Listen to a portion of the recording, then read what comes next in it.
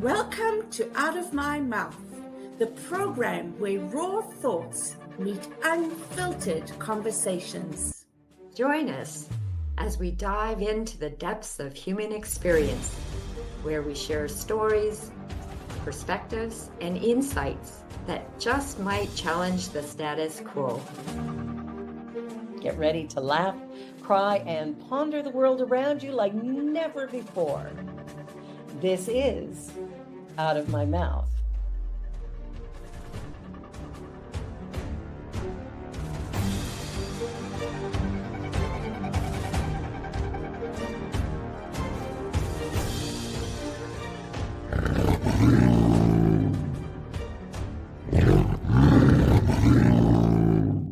The views and opinions of our guest and hosts do not necessarily reflect those of New Thought Media Network, or any organization we may be affiliated with.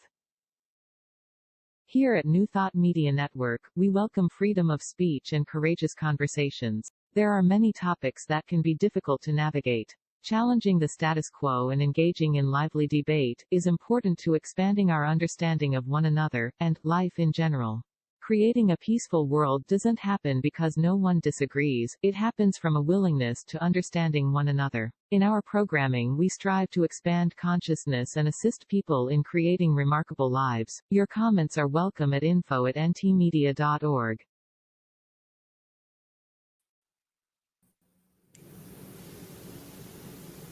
Welcome to Out of My Mouth, and who knows what's going to come out of my mouth. My name is Marg Dupuy, and my co-host is Cheryl Rogers. Welcome, Yeah. Cheryl. Thank you. And before I invite you to introduce our awesome guest, Martha Creek, today, I just want to take a moment and acknowledge the land that we are on. In the spirit of reconciliation and peace, we are grateful for the opportunity to meet on these sacred lands. We thank the generations of people who have taken care of the land for thousands of years. We recognize our oneness. We realize our history. We choose to create a new reality. We are one. Miigwech. Miigwech. Thank you. Thank you, Marg. And it is my honor and my privilege to welcome back Reverend Dr. Martha Creek, who is known for trainings approaching in the work as a venture with a sense of curiosity and wonder. And Martha is a master at the art of right questioning, and I can attest to that. She calls forth the most stubborn and self-defeating patterns to create a new way of being, literally a new way of being. And I'm fortunate enough to be in Martha's annual program is leadership. She does one for immersion skills and leadership skills. And so Martha, I'll let you speak to that. Cheryl, I'm going to interrupt you. Your Wi-Fi is going a bit in and out, and I will invite Martha. Thank you for coming into the program with us today. And please say a little bit about yourself that maybe didn't get translated over the bio. Oh, thank you, honey. Well, I prefer less bio, and people that want it, honestly, I just send you over there to the website, marthacreek.com. It's got all my credentials, who I know, who I don't, who I blow. It's all right there. So get on over there and see. I am trained, highly trained. I also have some mastery in questioning, and I've been trained to facilitate crucial conversations and the work of Byron Katie over the years. So the bio's there, and Cheryl, your kind words to even offer it, especially I can attest to it, is a reward, an acknowledgement for me way beyond the bio. And Marg, your heart for this and the fact that you welcome me back here in your show and come forward as authentically and directly as you do, courageously here, is really the topic of the show, which is looking at IFS as a foundation for how we are being in the world.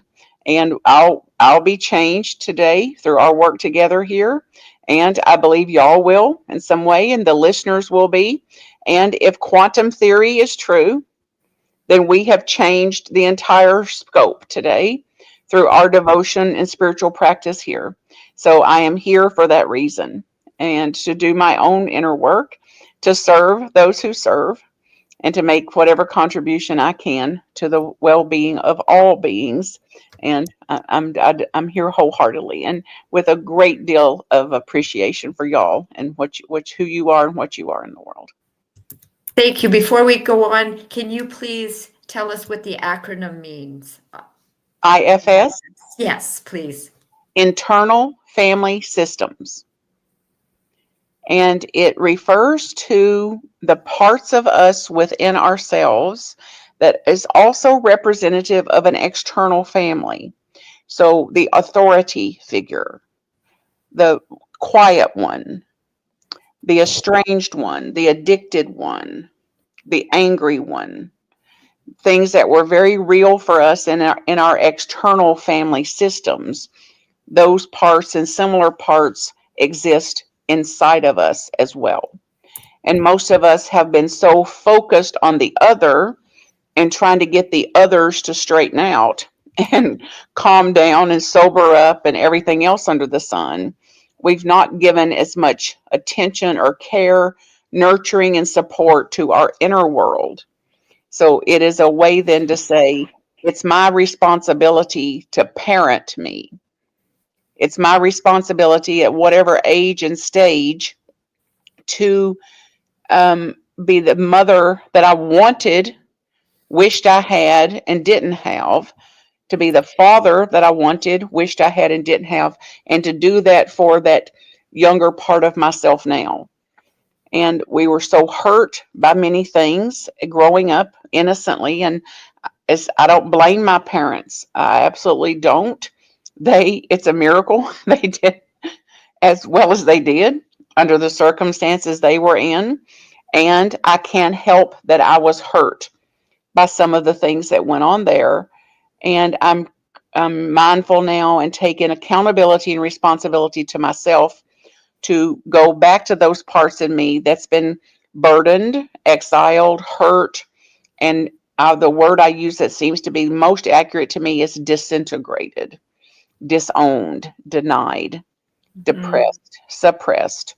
So it's a look, acknowledging that this exist and not giving the responsibility of that over to somebody else. And That's easier, isn't it? well, it's not easy for some, Marg. It's a very, very, very scary territory when we kind of roll over the log that we've hidden very well, we've denied we have it, we've desperately worked to keep up a persona of being a certain kind of person, and we don't want the world to know what we really think and what we really believe or how we really are. So keeping the false face on, keeping the mask on is not easy, and it eventually sucks the soul out of us to some degree. That it's like holding a big giant, trying to hold a big giant ball underwater, and it simply cannot be done. At some point, those parts of us are going to take over and going to step forward, and we'll have a big outburst. We'll have something snarky or sarcastic or deflecting or accusing.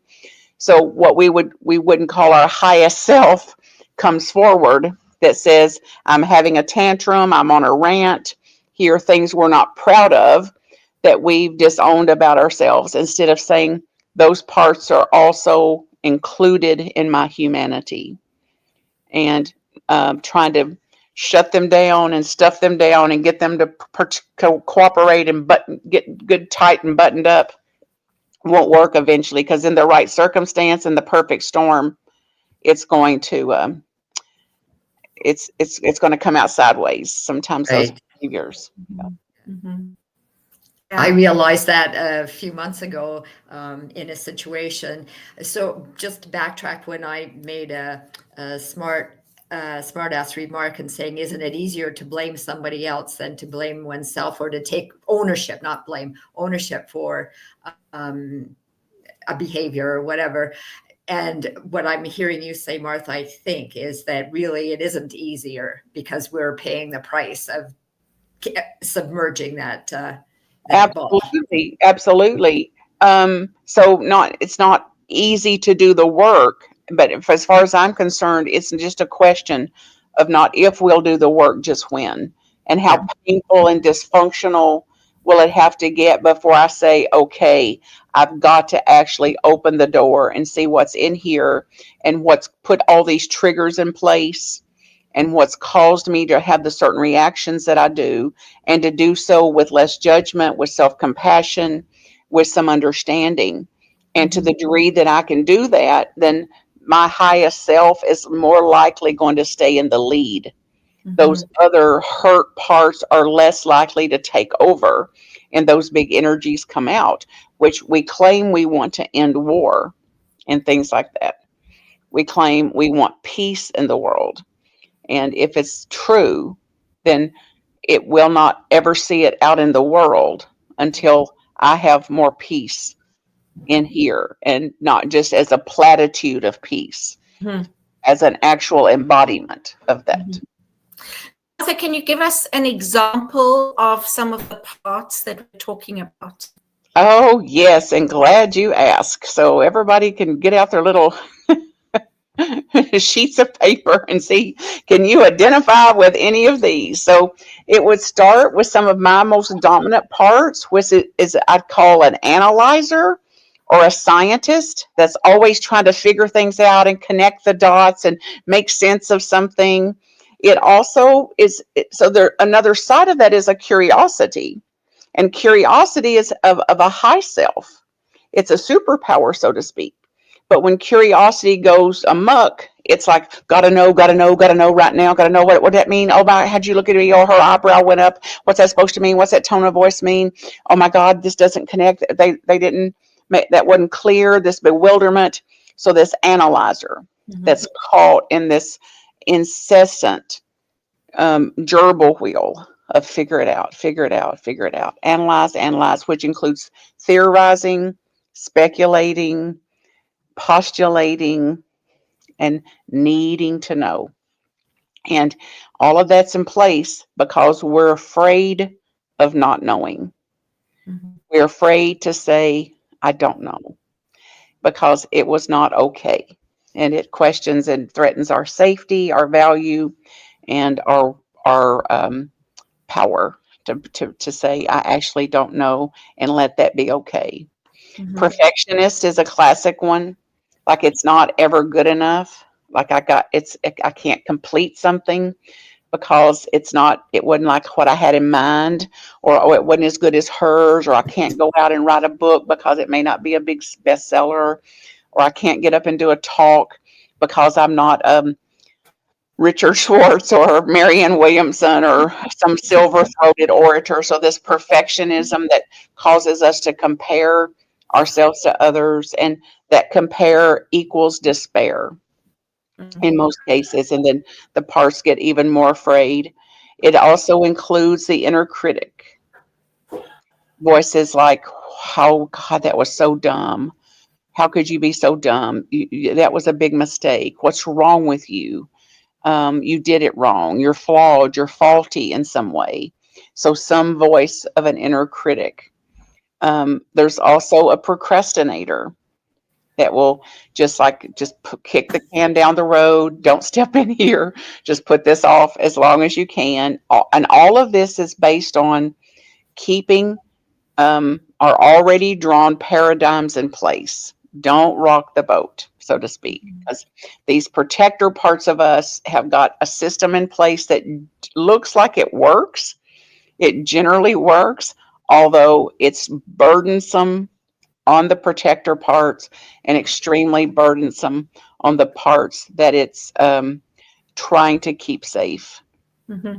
And also, and John, that may be your point, these parts have taken a rap over the years as being bad parts of us, or less evolved parts of us. And I don't think that's true. These are unhealed parts of us. That's all. and they're going to continue to function and even get more rigid in the ways that they function until we meet them with some understanding and bring some nurturing and caring and healing to them that they've been calling for all of our days.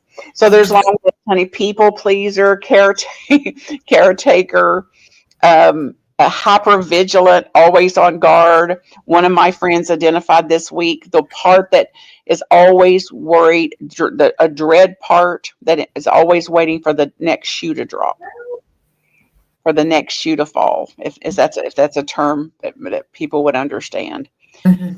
So it goes on and on, honey. And I remember correctly, when I first started learning about the internal family systems, what John's referred to, and maybe this aligns, is that these parts develop over years as a survival mechanism. Definitely. Mm. Yeah. Right. That's such a valid point. So, and then therefore, in that system, the mind doesn't know the difference when somebody is rude or angry or threatens me, that they're threatening my survival, versus they have no power over me. They're not threatening my survival, but that's my nervous system is in response to it as though it is survival. And survival is triggered. And when our survival mechanisms are triggered, we get much more animalistic. And I don't mean mammalistic. I mean fight, flight, or freeze. So regressive behaviors. And then that causes that part of us, that protector part, those firefighter parts of us, to come forward to go, wait just a minute. So it'll either go for it. If it's patterned to conflict, it'll go for it, or it'll get, if it's patterned to flight, it's like, I'm out of here. I cannot be here. I'm out of here. Or it'll just freeze over, get quiet, shut down, try to get invisible. And these are hardwired in us. We're absolutely innocent in this. And with care and nurturing and work, we absolutely can form ways to live in a bigger upper part of our brain instead of this regressive, triggered part of our brain. Yeah. So, and it's understanding the trigger and having a method of looking at them and addressing them. And I'm sure there's other methods too. However, this is one method that has worked for many, you included, that we're talking about here today. So I also remember that what happens is the same kind of behaviors in our childhood repeated, so our reactions are repeated, and then it becomes it's almost like it's automatic. It becomes an automatic reaction later on in life that we're not even aware of why it's there and what it's from. That's exactly right. And that is the word. Psychologically and scientifically, it's an automatic response, a knee-jerk and instinctual response. That's more like a reaction instead of a response. So there was no thought in it. Just like if you touch a stove, your hand is going to jerk back. If someone steps on your toe, you're going to say ouch, or try to move your foot. There's going to be some reaction to that. And there's nothing conscious about it other than something just hurt me. This was problematic. And that is our innate, inherent, instinctual, automatic response to it. And this work and other works and whatever works for people, this is, as you said clearly, one approach to say, over time and with practice, there can be some nurturing and healing of these parts that cause them to less likely take over. So they're all included. They're here. They're all vital. All parts are vital. That's one of the key components of ISF. There are no bad parts. And that is a very large departure from some of the ways we've been taught, that you are bad and your ways are bad, and the way you said that is bad, and the way you look is bad, and the way you think is bad. And it's like we can't help that. That's part of our human natureness, and to go into those parts that we called bad and encourage them instead of more shame, more blame, more guilt. Right. Yeah. I love that there's no bad parts. And I think from having done some of this work with you, it's really about having a look at those parts and bringing an awareness about them and to them, so that we can actually speak to them, and address them in a way that we can be able to not get rid of them, but be able to move them aside to be a better self. Well, I'd say yes to all of that, except we don't move them aside. Okay. They move aside as they're healed. Yeah. They move aside as they get understanding. They move aside from my direct experience. So I'm not moving them. And even I don't have power to move them. I can encourage them to move. I can show them the benefits to the system of their collaboration and not being so extreme. I actually ask them to pull in their energies at times, to let another part here take the lead on this. And over time and with trust and with healing, they absolutely do and will do that. And that includes looking at some of these feelings that they've been guarding in us, that include feelings of confusion and bewilderment. And today, working with a lady directly, she says, I just don't have clear guidance. I just need some guidance. And we can't bear the confusion, the bewilderment, particularly when we're accustomed to having clear decision making and clear guidance. And it seems very obvious which way I should go here. And when life doesn't show up as that, then this fear of like, oh my gosh, I don't know what to do. I don't know what to do. I don't know what to do. Instead of bearing that and then going to that part of us and letting it know it's okay. It's okay. It's true. We don't have clear guidance on this, and we're still safe. We're safe here together. There's nothing at risk here. Even though it may feel like a threat, it's not an actual threat. It simply is not clear yet. And in those times, and coaches over the years encouraged me and others to, when it's like being in the fog. When there's fog, you can't see way up the road. You can just see like 3 feet in front of you. And it's like, dim the lights and slow down and know that the fog will pass, and it will pass on its own timing, not on mine. I will not will the fog off of me. So fog will lift and fog will dissipate on its own nature, through its own nature, not because I need the fog to go or I need the confusion or the bewilderment to go. Right. And grief and sadness, almost myself for 40 some years, bypassed grief. like it's not, I'm just not going there. All is well. She's in a better place.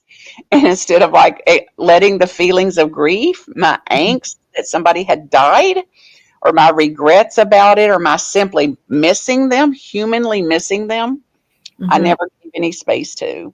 And I know better than that now. And I've made amends to that, and I do it differently now. But it was 40 some years of a spiritually bypassing that and not allowing grief and sadness. It also include rage, like outburst and intense angers and things that we were afraid of as kids. And like in my case, I made a vow to myself that I wasn't going to do it because of how much it disturbed me when the people around me, primarily my mother, was enraged and outraged. And I don't know what I'm going to do, but I know what I ain't going to do. Yeah. That was disowning that part of me. And it's not been helpful for me to be out of touch with that part of me. There's a time for me to have some of that, for me to express some of that. And I personally don't want to do it on people or at people and even with people. And when I do, I don't want to take it on as more self-hate and recrimination and shame and blame and guilt either. That's a part of my humanness. And if I'm triggered just right, it'll be there.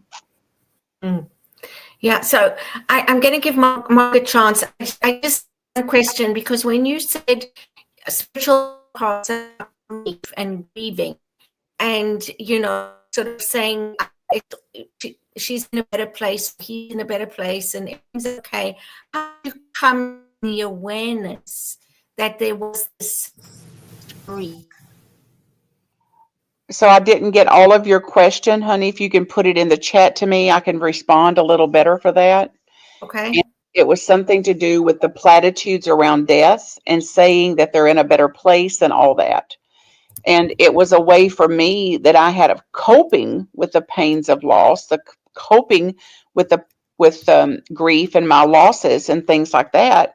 And it did not serve me over time for me to suppress, depress, disown, and deny the feelings that I had around grief. And it became important then for me to process that instead of to deny that it's there.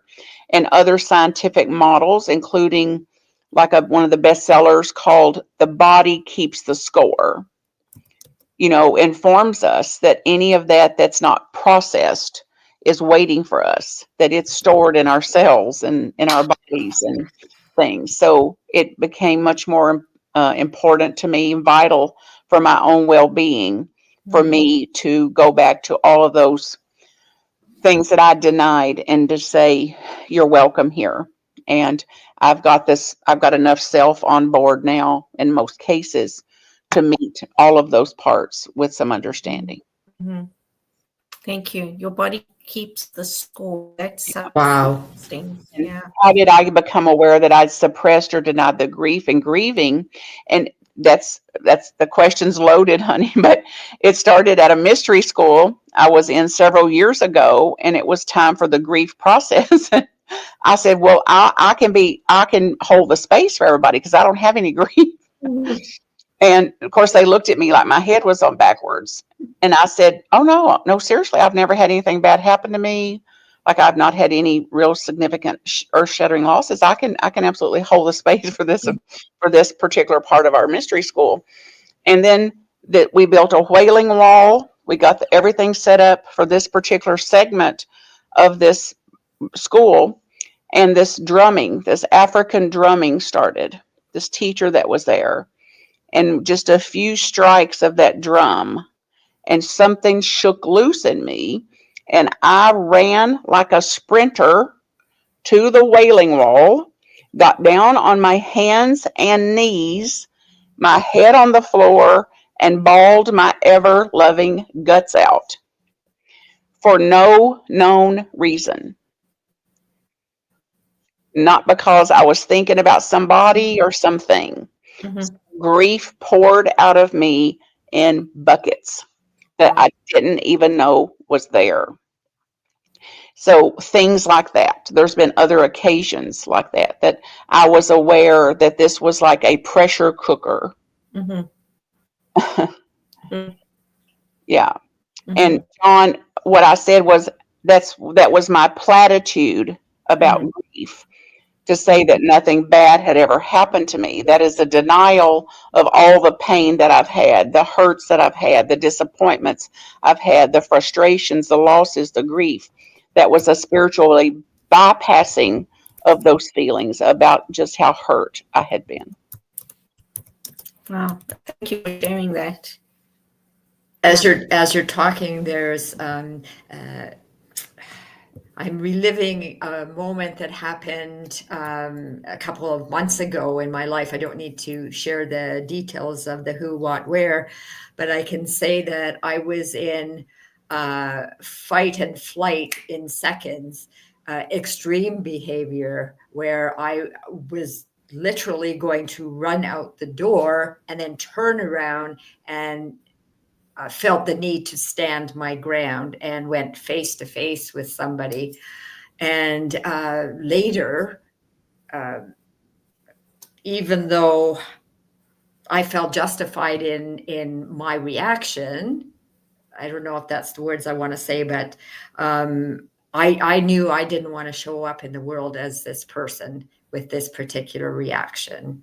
And as you're talking, I'm like, okay, well, yeah, I think there's a little bit more to dig up. I've rationalized my behavior. No, I don't want to go there, but there's more under the pressure cooker that I think I will be exploring a little bit more of. I hope so. And at a minimum, to give some compassion for ourselves in situations like that none of us, regardless of how trained we are or skilled or gifted, is immune from our nature, our instinct, and these hardwired triggers that we have, that in any minute it can go from 0 to that, just like that, in a perfect storm situation. And when you add to it, when we've not rested properly, we've not prayed or meditated or done anything relative to a spiritual practice, lost sleep, haven't, hangry, whatever we would call it, our tendencies for that are much greater, that we are not going to have the resources to stay calmer or to take a pause or whatever, that trigger point is thinner. We're more likely to be triggered. Yeah. Yeah, I thought I was above that. I thought I had worked through, the shit, and I would no longer ever react in that way. Yeah, I'm guessing that is a possibility until I'm no longer on this side of the earth. I believe that's right, and I hope if anybody takes anything away from the show today, that they take that away. That this is our tendency for this goes with us throughout our life. And so some degree of this will be taken to the grave with us. And that then we are human and show up in our humanness, we can have self-compassion instead of self-hatred, which is the goal. And on that note, we're already over halfway. So what a wonderful discussion. And let's continue it, because it really is so meaningful and deep, I think. Cheryl is saying we need to go to a break right now.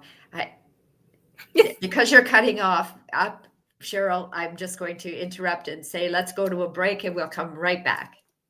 New Thought Media Network proudly presents the 2025 season for Nonviolence Meditation Series, January 31st through April 4th. Embrace nonviolence every day with our 64 unique video meditations. Join us at 6 a.m. Mountain Time or watch anytime on our YouTube channel. Featuring a collection of New Thought voices, the 2025 season for Nonviolence Meditation Series. Only on New Thought Media Network, January 31st through April 4th. Join our celebration of Black History Month. Only on New Thought Media Network. New videos every day at 6 a.m. Eastern Time, or watch anytime on our YouTube channel.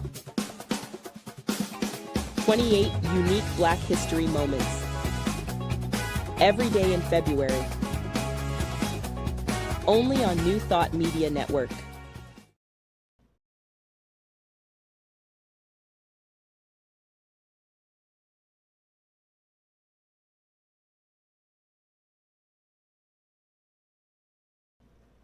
Please help us say thank you to our organizational sponsors, including the Hepperlin Foundation, Affiliated New Thought Network, International New Thought Alliance, Science of Mind Archives and Library Foundation, Center for Spiritual Living Denver, Center for Spiritual Living Midtown, New Thought Philadelphia, Planned Happiness Institute, Summit Center for Spiritual Living, One Heart Retreats, Center for Spiritual Living on the Lake, Unity Spiritual Center, Kitchener, Om Center for Spiritual Living, La Mesa, Satya Center, Center for Spiritual Living, North Jersey, Unity of Savannah, and Center for Spiritual Living, Seattle, as well as all of our individual donors. Thank you for making New Thought Media Network a place to be. Please come be you. And remember, like, share, and subscribe. New Thought Media Network. positively inspiring.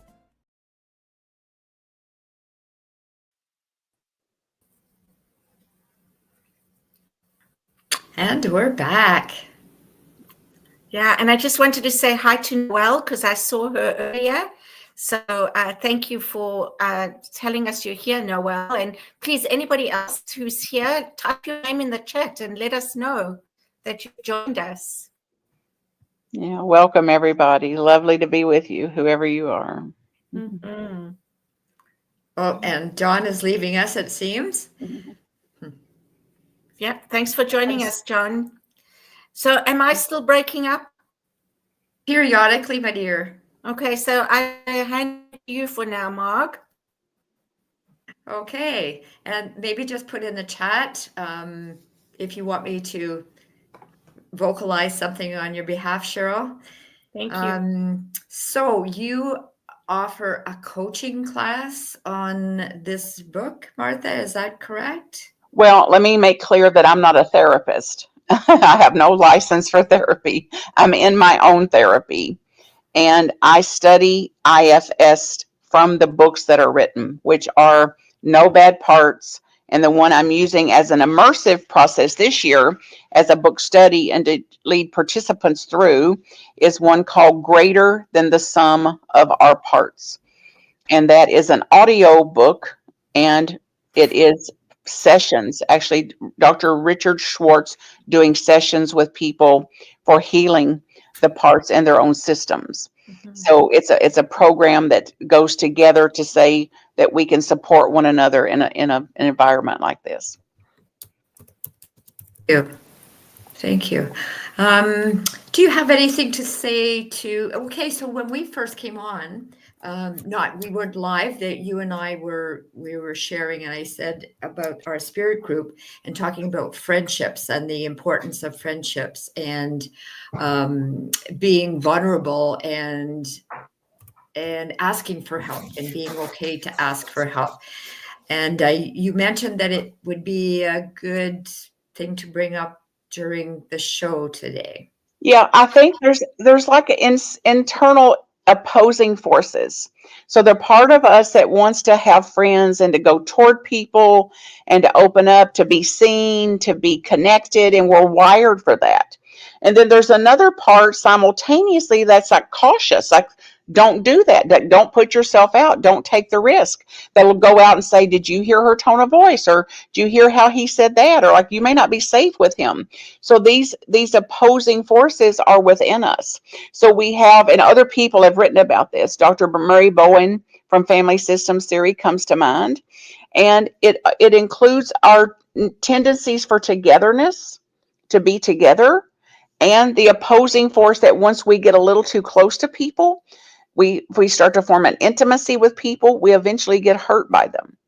They'll let us down, frustrate us, disappoint us. They'll say something that is hurtful, or they weren't there for us, they didn't acknowledge us, they didn't appreciate us, or something will happen and it causes us to come apart. And if we get too extreme in it, we cut off. We literally shut down our hearts. Even if we stay in the relationship, we may get emotionally cut off. So the goal here is to be able to bear the opposing internal forces, to say, I'm drawn to people, I want friendships, and I'm also afraid of them. I want to be seen by people. I want people to get me. I want people to know me. I want to be authentic. And there's a part of me that says, don't go too far with that. Don't open yourself up too far. Don't let them see all of you. And this is the nature of the internal opposing forces.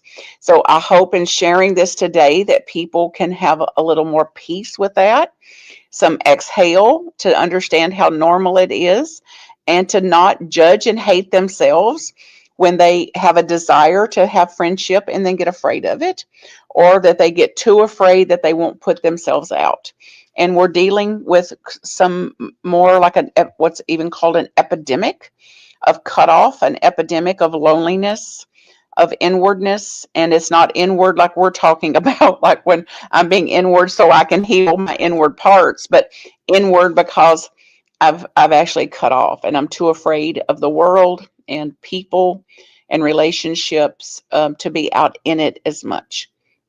And I'm hoping that when people hear things like this and get the resources that we've offered today through this work, there's all sorts of podcasts, free podcasts, and explanations about this, and charts and graphs and everything else in the world to listen to learn from, that I believe and have for me directly and the clients base that I serve extreme value in meeting our parts with a new pair of glasses, so to speak, and an awakened view of how vital and purposeful they all are, no bad parts, and then having enough healing in there that we're actually led by our highest self, which most of us, consciously or unconsciously, have a desire to lead and to live from our highest self. It's just we've not had enough healing yet to do that because our trigger points are still touchy. And what I was saying before we came on the show is that I realized that my ego is so big in not allowing myself to say, Martha, can you please help me with, or Cheryl, can you please help me with this? And that's a great example, Marg. The ego has taken a big rap. And it's been made wrong. And even things like stamp out the ego and take down the ego, instead of understanding the ego is more of a broad term for some of these unhealed parts. And particularly the protector, firefighter, manager energies of our parts. That says, now look, you've got burned over there, quit going back over there. You're going to get burned again. And that cautions us in that way. So it's like, if we can today, to stop even, I won't use the word anymore for that same reason, because I had been so mad and at war with the ego for years. And I stopped using the term or referring to it and tried to get more specific about what was really happening there. So instead of ego, in your example, I'm not asking you to change yours. I'm just sharing my own direct experience and the kind of the pit that I got myself in by staying at war with ego, or a concept of ego, actually, to say that it's the part of me that was afraid, the part of me that was afraid of failing, the part of me that was afraid of being hurt, the part of me that didn't really want to deal with it, that the part of me that had just like sweep it under the rug or keep my head in the sand.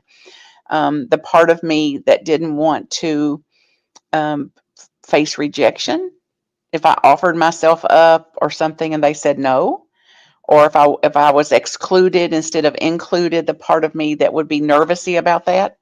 I can absolutely offer compassion to that part.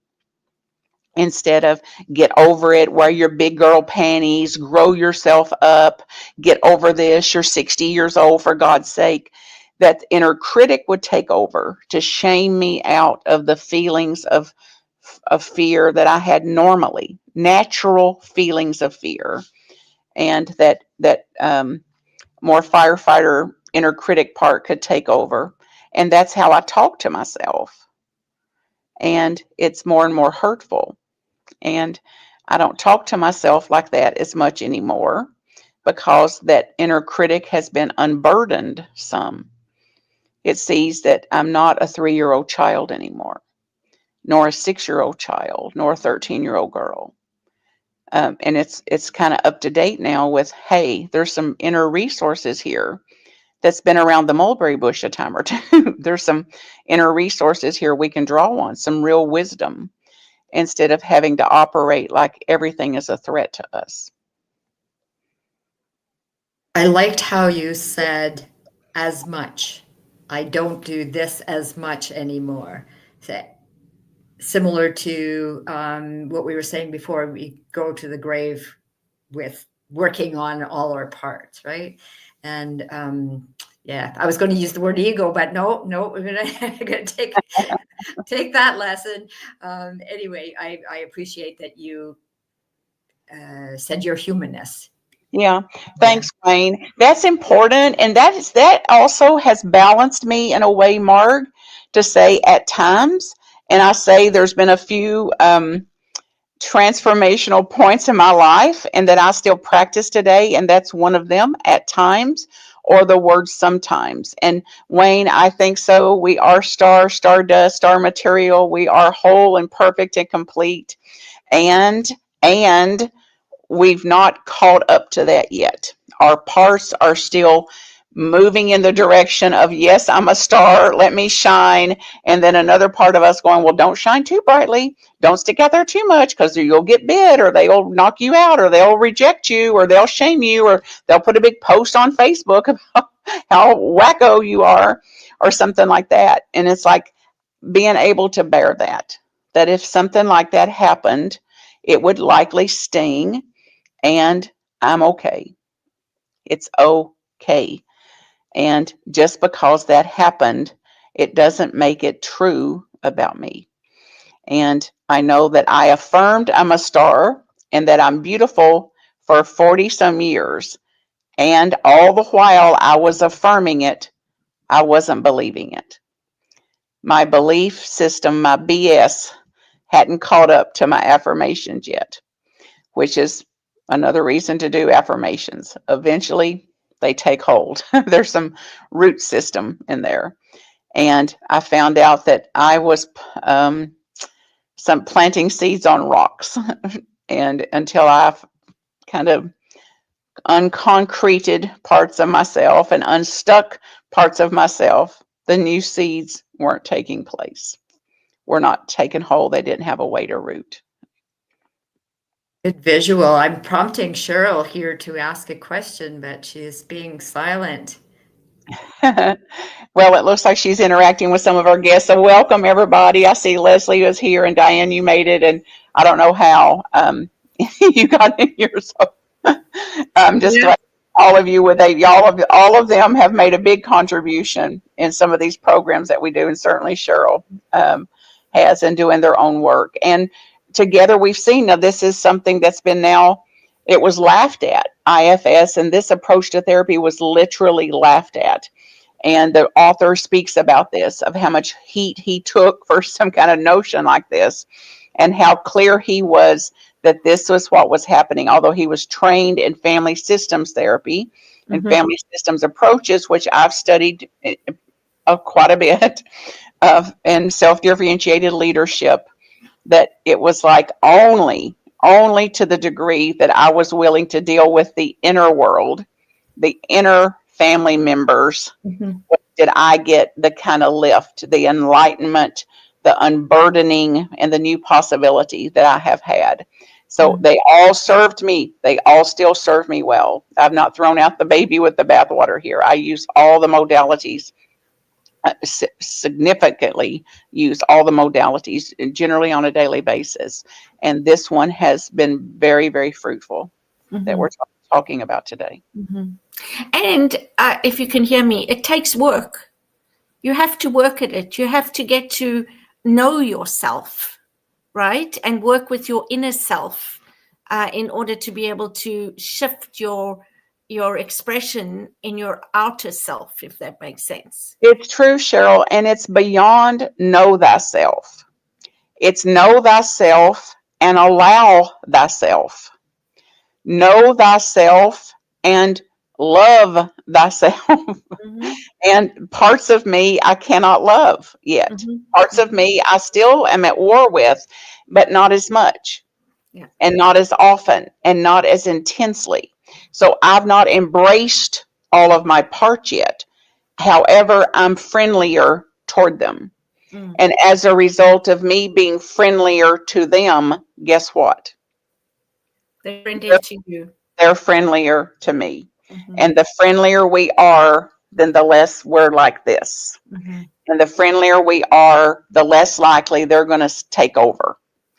And those big outbursts or their extreme behaviors are not as much anymore. Which means we can be more often a person that we like. Yes. Which equals to less shame, less guilt, less recrimination. Yeah.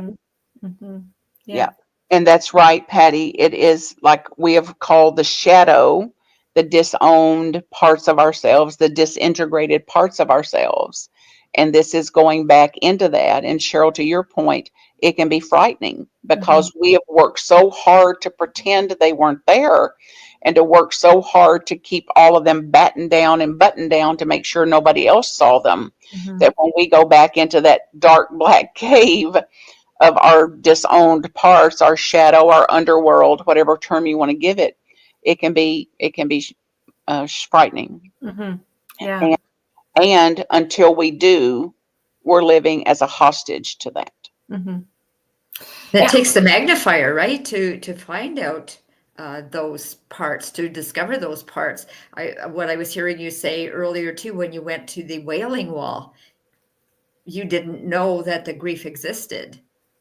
It was there, but you didn't know it existed. So to go to the levels, to the different parts of myself, I'll need to look at where the magnifier is to discover where they are. And I not only didn't know it was there, I could not identify it. If you'd have said, okay, now Martha, now that you've cried your guts out for an hour, what was that about?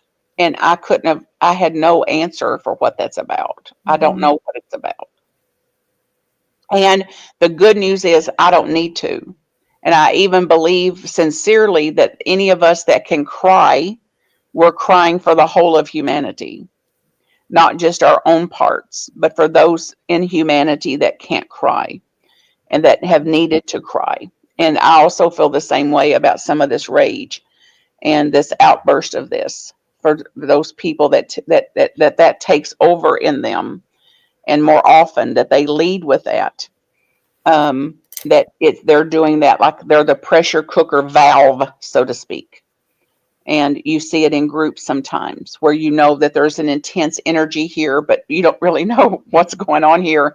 And then there'll be a big blast of some sort. And it's like somebody in that group represented the pressure cooker valve on that to let some of that pressure off. And it happened with me just about a month ago that I was in a situation that I was not rested. I'd only slept a few hours, 3 nights in a row. And I was pushing myself to keep my word, to keep my commitments, to keep a schedule. So can you kind of identify which part this is? And it was denying the part that was tired, that was exhausted. It was also denying the part that was supposedly on a vacation. Not to have to live every day like this, like I live when I am keeping a very full schedule. And something happened with just an innocent card game. And somebody said, well, she didn't have her turn. And I said, well, this is just a play hand. We're all trying to learn how to play this game. And she said she's already had her turn. Like, don't give her another turn. And I said, she's going to take another turn. She didn't get a turn because we didn't even know how to play this. And she said again, she's already had her turn. And I said in a very loud voice, let her have her turn. It's like, man, what I'll share about that is my hand went right to my heart when that came out. And it may have been the first time in 60 some years that I had compassion for myself. But instead of going over there, are you okay? Are you okay? Did I hurt you? I'm so sorry. I'm so sorry. I'm so sorry. I'm so sorry. Oh my God, so sorry. I went here first. And I met that part with some compassion. Like, no wonder. It's no wonder you yelled out like that. You're barely hanging on by a thread here. With so little rest, so much pushing, and it's okay. And then after that, I also interrupted the patterning that would have went, oh my God, y'all, I'm so sorry. And I would have went into explaining how I've not slept and how that wasn't my true self. And then I didn't do it. So another major part of that was I did not take responsibility for their feelings. Yeah. I didn't. And guess what? We all survived it. Mm-hmm. We all survived it. What a great example, Martha. Really, thank you for that. That's one of the things I have to say I love about you is you live your talk, you experience it, you share it. And so it's a great example to us. And almost, and this is probably something, one of my parts, gives me permission to do the same, right? Yeah, it's true, honey. Well, self is contagious, Mm-hmm. which is what makes us attracted and attractive to certain people because they generally have their highest self in lead. Mm-hmm. And it's consistent. So that every time somebody sees her or me or you, it's like, I like her. I feel good with her. I want more time with her. I want to enroll in what she's doing. So that's contagious because it shows us the part of ourselves that is a match for that sincerely wants our highest self to lead too. Mm-hmm. And also the other is contagious. So that then if I come out with what is wrong with you, like how dare you, and yourself is not in the lead, your big protectors and defenders come out. Mm-hmm. So that's contagious also, like throwing gas on a flame. Right. So that's why it's important to at times like that when we clearly can see my highest self is not in the lead, to tell the truth and to tell it quick. Mm-hmm. Like, I cannot proceed with this conversation. I'm too emotional. I've got to square myself away. I've got to take a time for silence or for rest or to get some food or whatever may restore me. And then I'll come back to this conversation when I'm able to. And I don't have enough self online now to proceed with this. Mm-hmm.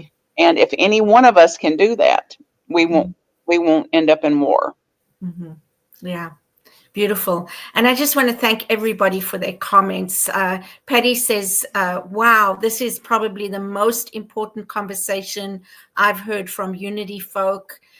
Teresa says, what a gift to realize we're not here to get rid of any part. Thank you, IFS and Martha's contribution to healing in this world.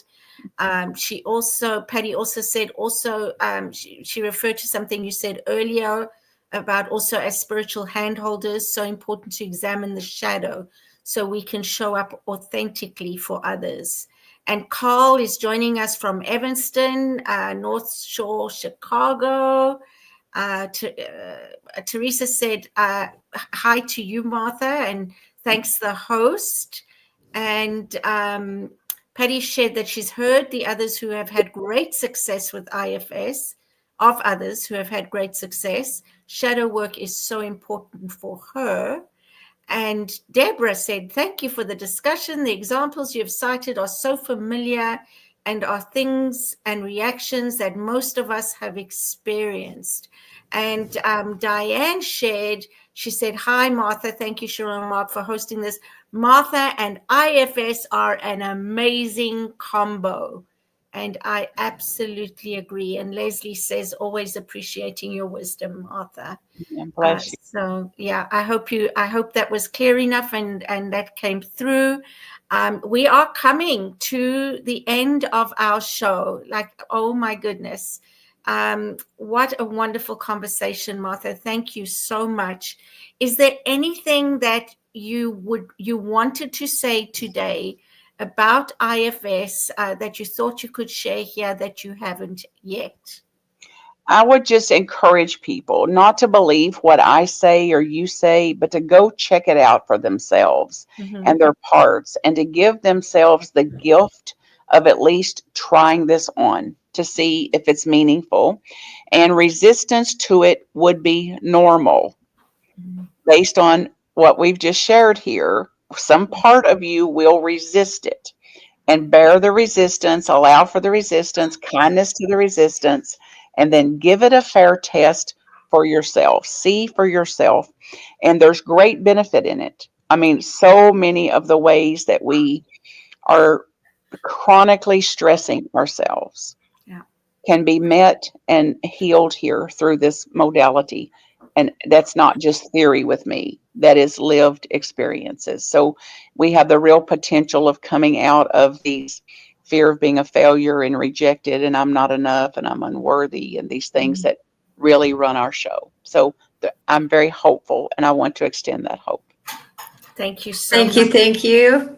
Yeah, thank you, Martha. So please like, subscribe, and share this wonderful conversation that we've had here today. I'm going to say, hope to see you next week as well. And Mark, I'll let you say ciao for now. I'll say ciao, Bellas, and ciao to everyone, and we'll see you. I know we're out of time. Thanks, everybody. Oh, blessings and love so much. Bye.